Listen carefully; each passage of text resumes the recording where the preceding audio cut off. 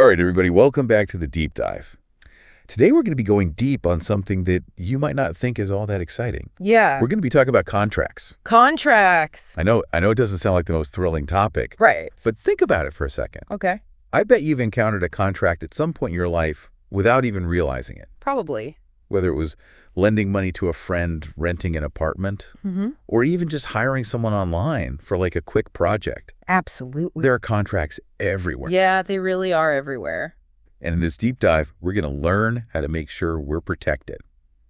We'll be drawing on this podcast episode that we found that's all about how to draft these simple contracts in the USA. Perfect. Sounds good. Sounds good. Yeah, let's do it. So before we get into the nitty-gritty, let's just start with the basics here. Okay. What exactly is a contract? I mean, at its most basic level, a contract is just a legally binding agreement. It lays out, the promises that two or more people are making to each other. Yeah. And it's there to help prevent misunderstandings and disputes. Gotcha. So like a just-in-case kind of thing. Exactly, like a safety net. Okay, cool. So now we know what a contract is. What makes a contract official? Like, how do we know if it's actually legally binding? Okay, so there are a few key things that need to be in place for a contract to be legally solid. The first is this idea of offer and acceptance. Offer and acceptance. This is like the fundamental back and forth of agreeing on something. Okay. So one person offers something specific, right? Right. Like, hey, I'll lend you $500. Right, $500. Exactly. And the other person agrees to those exact terms. So it can't just be like a casual, yeah, sure, I'll do that. Right. It has to be a clear acceptance of those specific terms. Okay, I get it. So we've got the offer, Yeah. we've got the acceptance, but there has to be something in it for both sides. Of course. Right. Or else it wouldn't really be a deal. Exactly. That's where consideration comes in. Consideration. Okay. This means both sides have to bring something valuable to the table. Makes sense. It could be money, services, actual physical goods. Okay. Anything that has worth, really. Okay, so like if you're hiring a freelancer to do some work for you, Right. your consideration is the payment that you're giving them. Exactly. And their consideration is the work that they're doing for you. Perfect. Yeah, you got it. Okay, so we've got offer, acceptance, consideration.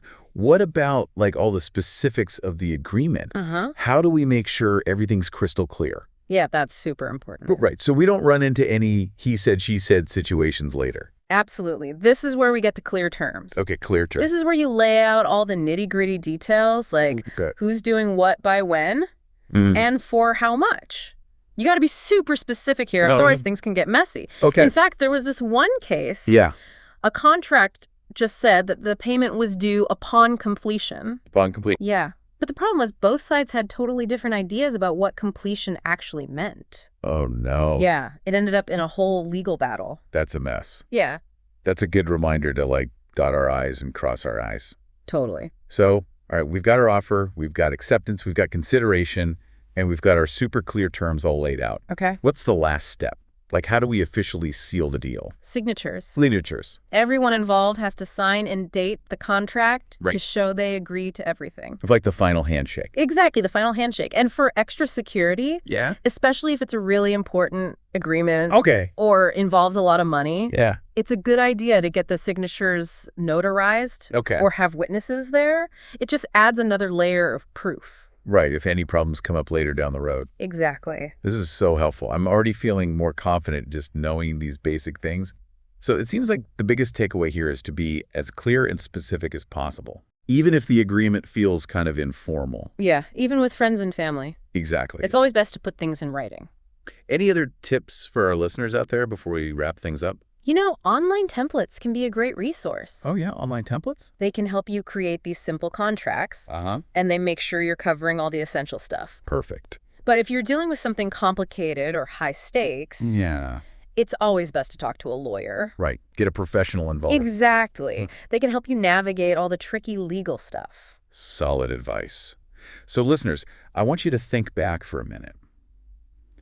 Have you ever been in a situation where a simple contract could have saved you a huge headache? Like maybe you lent money to a friend and they never paid you back. Oh, yeah. Or a freelance project went sideways because the scope of work wasn't clearly defined. Happens all the time. These are the kinds of sticky situations that we can avoid if we know how to use contracts to our advantage. Totally. Knowing this stuff gives you the power to protect yourself. Exactly.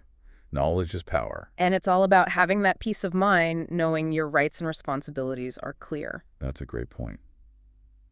All right, well, that's about all the time we have for today's deep dive. Thanks for joining us, and we'll see you next time. If this podcast helped you, don't forget to like, comment, and subscribe. Your support helps us keep making these videos. Thanks for watching.